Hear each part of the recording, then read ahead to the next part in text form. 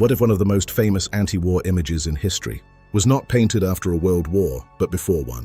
In 1937, a small town in northern Spain was bombed from the sky. It was not a major battlefield. It was not a great military fortress. It was a town filled with ordinary people. The town was called Guernica, and when news of the bombing reached one of the most famous artists in the world, Pablo Picasso, something changed. Picasso had already been asked to create a painting for Spain's pavilion at the 1937 World's Fair in Paris, but he had no clear idea what to paint.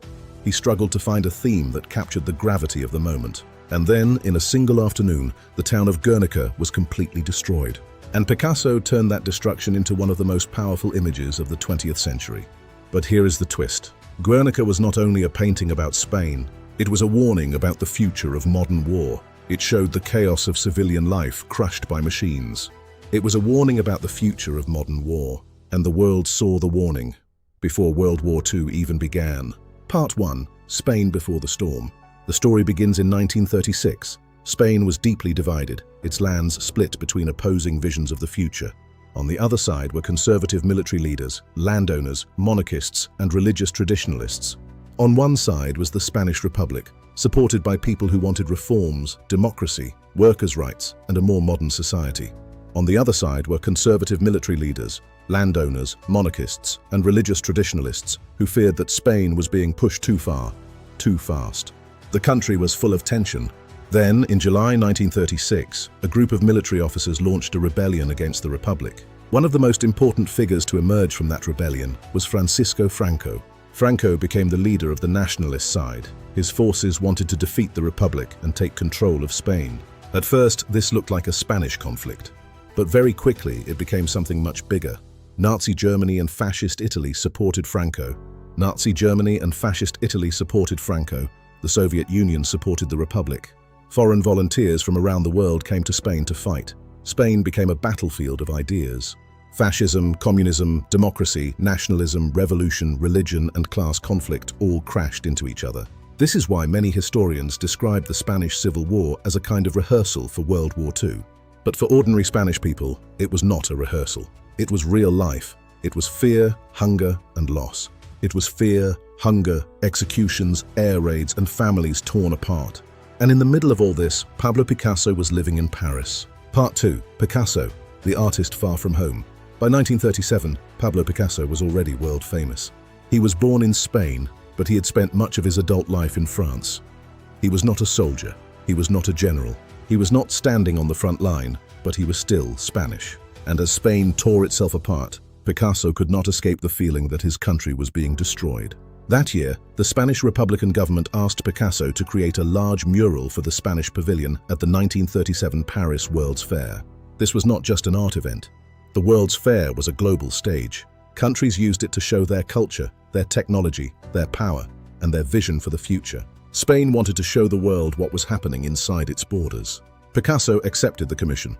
He stood before his canvas, searching for an image that could represent Spain's suffering. But for weeks, he struggled. He did not know what image could represent Spain's suffering. Then, on April 26, 1937, everything changed. Part 3. The bombing of Guernica. Guernica was a small town in the Basque region of northern Spain. It had symbolic importance to the Basque people, but it was not a massive military target. On April 26, 1937, German and Italian aircraft supporting Franco's nationalist forces attacked the town. Bombs fell from the sky. Buildings burned. People ran through the streets. The town was devastated.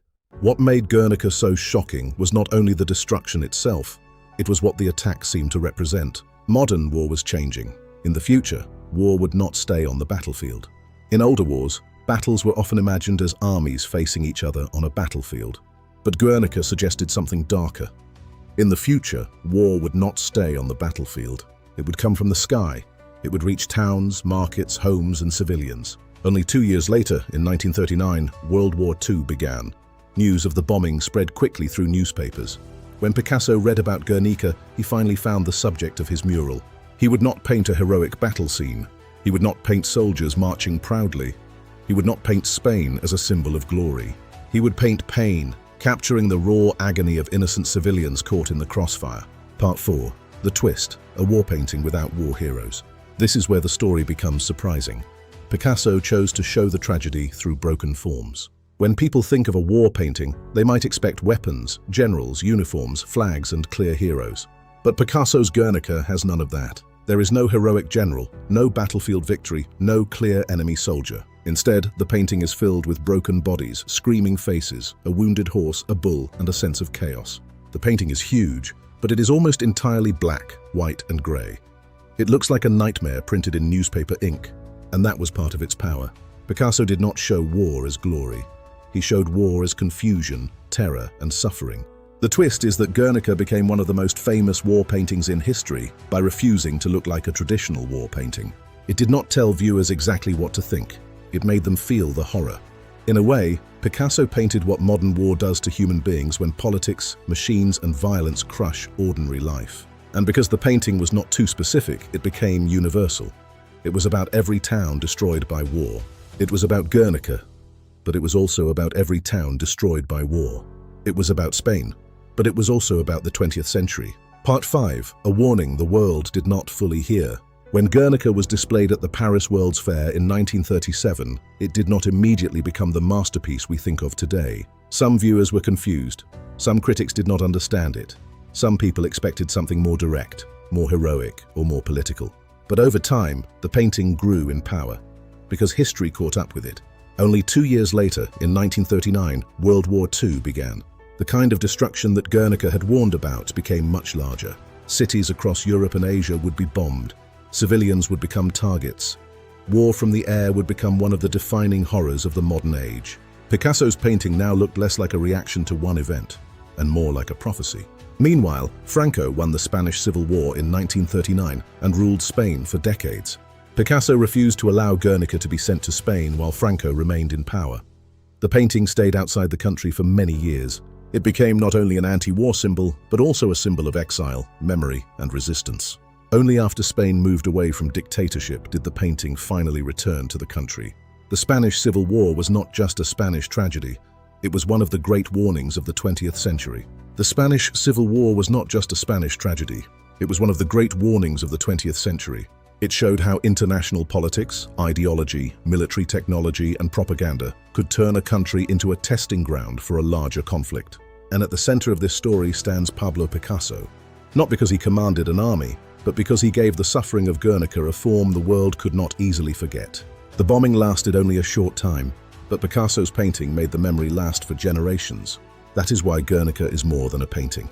And Picasso's mural remains one of the most powerful warnings in the history of art. A warning that modern war does not only destroy armies, it destroys homes, it destroys families, it destroys the ordinary world people think is safe. And perhaps the most haunting part is this. The world saw the warning in 1937, but 2 years later, the whole world went to war.